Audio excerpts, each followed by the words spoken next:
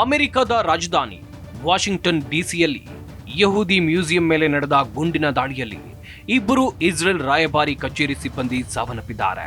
ಈ ಘಟನೆ ಇಸ್ರೇಲ್ ಮತ್ತು ಅಮೆರಿಕವನ್ನ ಅಕ್ಷರಶಃ ನಡುಗಿಸಿದೆ. ಎಫ್ಬಿಐನ ವಾಷಿಂಗ್ಟನ್ ಫೀಲ್ಡ್ ಆಫೀಸ್ ಬಳಿ ಇರುವ ಯಹೂದಿ ವಸ್ತು ಸಂಗ್ರಹಾಲಯದ ಬಳಿ ಇಸ್ರೇಲ್ ರಾಯಭಾರಿ ಕಚೇರಿ ಸಿಬ್ಬಂದಿಯನ್ನೇ ಗುರಿಯಾಗಿಸಿಕೊಂಡು ಗುಂಡಿನ ದಾಳಿಯನ್ನ ನಡೆಸಲಾಗಿದೆ ಅಂತ ಪೊಲೀಸರು ಹೇಳಿದ್ದಾರೆ. 2023ರಲ್ಲಿ ಚೀನಾ ರಾಜಧಾನಿ ಬೀಜಿಂಗ್ನಲ್ಲಿರುವ ಇಸ್ರೇಲ್ ರಾಯಭಾರಿ ಕಚೇರಿ ಮೇಲೆ ದಾಳಿ ಮಾಡಿ ಸಿಬ್ಬಂದಿಯನ್ನ ಚಾಕುವಿನಿಂದ ಇರಿಯಲಾಗಿತ್ತು. ಘಟನೆಯನ್ನ ಸೆಮಿಟಿಸಂ ವಿರೋಧಿ ಭಯೋತ್ಪಾದಕ ಗುಂಪಿನ ಕೃತ್ಯ ಅಂತ ಕರೆದಿರುವ ಇಸ್ರೇಲ್ ತಪ್ಪಿತಸ್ಥರ ವಿರುದ್ಧ ಕಠಿಣ ಕ್ರಮ ತೆಗೆದುಕೊಳ್ಳುವ ಎಚ್ಚರಿಕೆಯನ್ನು ಕೂಡ ಕೊಟ್ಟಿತ್ತು. ಘಟನೆ ಕುರಿತು ಮಾಹಿತಿ ನೀಡಿರೋ ಯುಎಸ್ ಹೋಮ್ಲ್ಯಾಂಡ್ ಸೆಕ್ಯೂರಿಟಿ ಕಾರ್ಯದರ್ಶಿ ಕ್ರಿಸ್ಟ್ ನೋಮೋ, ಇಸ್ರೇಲಿ ರಾಯಭಾರಿ ಕಚೇರಿ ಸಿಬ್ಬಂದಿಯನ್ನೇ ಗುರಿಯಾಗಿಸಿಕೊಂಡು ಗುಂಡಿನ ದಾಳಿಯನ್ನು ನಡೆಸಲಾಗಿದೆ. ಘಟನೆಯಲ್ಲಿ ಇಬ್ಬರು ಇಸ್ರೇಲಿ ರಾಯಭಾರಿಗಳು ಸಾವನ್ನಪ್ಪಿದ್ದಾರೆ. ಘಟನೆ ಕುರಿತು ತನಿಖೆಯನ್ನ ನಡೆಸಲಾಗ್ತಾ ಇದೆ ಅಂತ ಸ್ಪಷ್ಟನೆಯನ್ನ ಕೊಟ್ಟಿದ್ದಾರೆ. ಗುಂಡಿನ ದಾಳಿಗೆ ಬಲಿಯಾದ ಇಬ್ಬರು ಇಸ್ರೇಲ್ ರಾಯಭಾರಿ ಕಚೇರಿ ಸಿಬ್ಬಂದಿ ಗುರುತನ್ನ ಬಹಿರಂಗಪಡಿಸಲಾಗಿದೆ. ಇದೊಂದು ಇಸ್ರೇಲ್ ವಿರೋಧಿ ಭಯೋತ್ಪಾದಕ ಗುಂಪಿನ ಕೃತ್ಯ ಅಂತ ಪ್ರಾಥಮಿಕ ತನಿಖೆಯಿಂದ ತಿಳಿದು ಬಂದಿದೆ ಅಂತ ಕ್ರಿಸ್ಟೋ ನೋಮ್ ಮಾಹಿತಿಯನ್ನು ಕೊಟ್ಟಿದ್ದಾರೆ. 2021ರಲ್ಲಿ ಭಾರತದ ರಾಜಧಾನಿ ದೆಹಲಿಯಲ್ಲಿ ಇಸ್ರೇಲ್ ರಾಯಭಾರಿ ಕಚೇರಿ ಬಳಿ ಬಾಂಬ್ ಸ್ಫೋಟ ಸಂಭವಿಸಿದ್ದನ್ನ ಇಲ್ಲಿ ನೆನಪು ಮಾಡಿಕೊಳ್ಬೇಕು. ಯಹೂದಿ ವಸ್ತು ಸಂಗ್ರಹಾಲಯದ ಬಳಿ ಗುಂಡಿನ ದಾಳಿ ನಡೀತಾ ಇದ್ದಂತೆ ವಾಷಿಂಗ್ಟನ್ ಡಿಸಿ ಪೊಲೀಸರು ಘಟನಾ ಸ್ಥಳಕ್ಕೆ ಭೇಟಿ ನೀಡಿ ಅಲ್ಲಿ ಪರಿಶೀಲನೆಯನ್ನು ನಡೆಸುವಂತ ಕೆಲಸವನ್ನ ಮಾಡಿದ್ರು. ವಸ್ತು ಸಂಗ್ರಹಾಲಯದ ಸುತ್ತಲೂ ಭದ್ರತೆಯನ್ನ ಹೆಚ್ಚಿಸಿದ್ರು. ಸಾಕ್ಷಿಗಳು ಮತ್ತು ಸಿಸಿಟಿವಿ ದೃಶ್ಯಗಳನ್ನ ಹುಡುಕಿದ್ದಾರೆ. ವರದಿಗಳ ಪ್ರಕಾರ capital jewel ಮ್ಯೂಸಿಯಂನಲ್ಲಿ America Jewish committee ಕಾರ್ಯಕ್ರಮವನ್ನು ಆಯೋಜನೆ ಮಾಡಲಾಗಿತ್ತು. ಈ ಸಮಯದಲ್ಲಿ ಗುಂಡಿನ ದಾಳಿ ನಡೆದಿದೆ. ಈ ಕುರಿತು ಮಾತನಾಡಿರೋ ಎಜಿಸಿಯ ಸಿಇಒ ಟೆಡ್ ಡ್ಯೂಚ್ಯೂ, ತಮ್ಮ ಆವರಣದ ಹೊರಗೆ ಹಿಂಸಾಚಾರ ನಡೆದಿದೆ, ಇದು ದುಃಖಕರ ಅಂತ ಕಂಬನಿ ಮಿಡಿದಿದ್ದಾರೆ.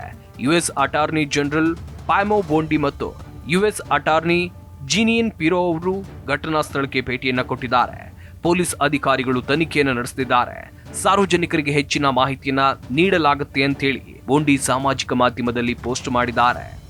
ಇಸ್ರೇಲ್ನ ರಾಯಭಾರಿ ಡ್ಯಾನಿ ಡಾನನ್ ಈ ದಾಳಿಯನ್ನ ಖಂಡಿಸಿದ್ದಾರೆ.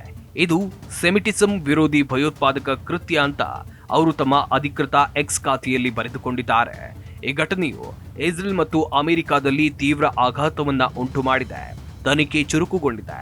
ತಪ್ಪಿತಸ್ಥರನ್ನ ಶಿಕ್ಷೆಗೆ ಗುರಿಪಡಿಸಲಾಗುವುದು ಅಂತ ಅಧಿಕಾರಿಗಳು ಭರವಸೆಯನ್ನ ಕೊಟ್ಟಿದ್ದಾರೆ.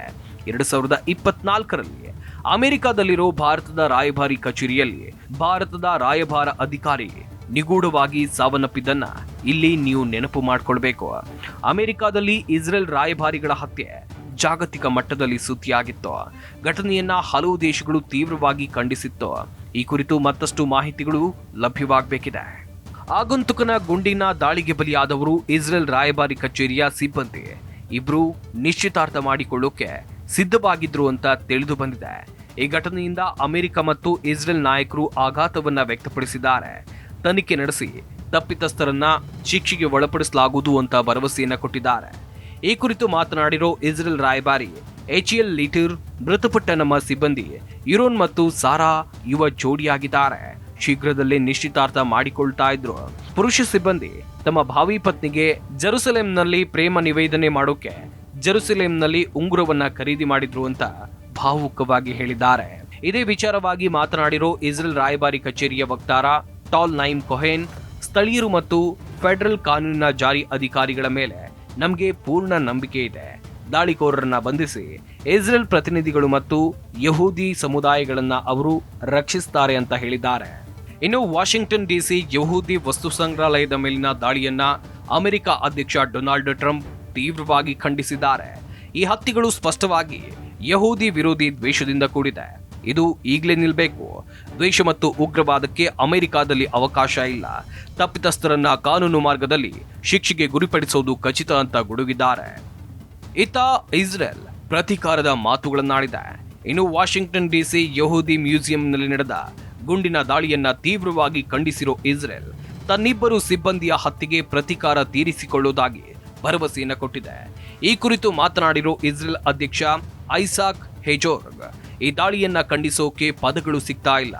ಮದುವೆ ಆಗ್ಬೇಕಿದ್ದ ಜೋಡಿ ದಾಳಿಯಲ್ಲಿ ಮೃತಪಟ್ಟಿರೋ ಸುದ್ದಿ ಕೇಳಿ ತೀವ್ರ ದುಃಖವಾಗಿದೆ. ಇಸ್ರೇಲ್ ಈ ದುಷ್ಕೃತ್ಯಕ್ಕೆ ಖಂಡಿತವಾಗೂ ಪ್ರತೀಕಾರವನ್ನ ತೀರಿಸಿಕೊಳ್ಳುತ್ತೆ ಅಂತ ಹೇಳಿದ್ದಾರೆ. 2021ರಲ್ಲಿ ಭಾರತದ ರಾಜಧಾನಿ ಹೊಸದೆಹಲಿಯಲ್ಲಿರುವಂತಹ ಇಸ್ರೇಲ್ ರಾಯಭಾರಿ ಕಚೇರಿ ಬಳಿ ಸ್ಫೋಟ ಸಂಭವಿಸಿದ್ದನ್ನ ನೆನಪು ಮಾಡಿಕೊಳ್ಬೇಕು. ಒಟ್ನಲ್ಲಿ ವಾಷಿಂಗ್ಟನ್ ಡಿಸಿಯಲ್ಲಿರುವಂತಹ ಯಹೂದಿ ಮ್ಯೂಸಿಯಂ ಬಳಿ ಇಸ್ರೇಲ್ ರಾಯಭಾರಿ ಕಚೇರಿ ಸಿಬ್ಬಂದಿಯನ್ನ ಗುಂಡಿಕ್ಕಿ ಕೊಂದಿರೋದು ಜಾಗತಿಕ ಮಟ್ಟದಲ್ಲಿ ಗಮನ ಸೆಳೆದಿದೆ. ಇಸ್ರೇಲ್ ಮತ್ತು ಅಮೆರಿಕ ಎರಡೂ ದೇಶಗಳು ಈ ದಾಳಿಗೆ ಪ್ರತೀಕಾರ ತೀರಿಸಿಕೊಳ್ಳುವುದಾಗಿ ಹೇಳಿವೆ.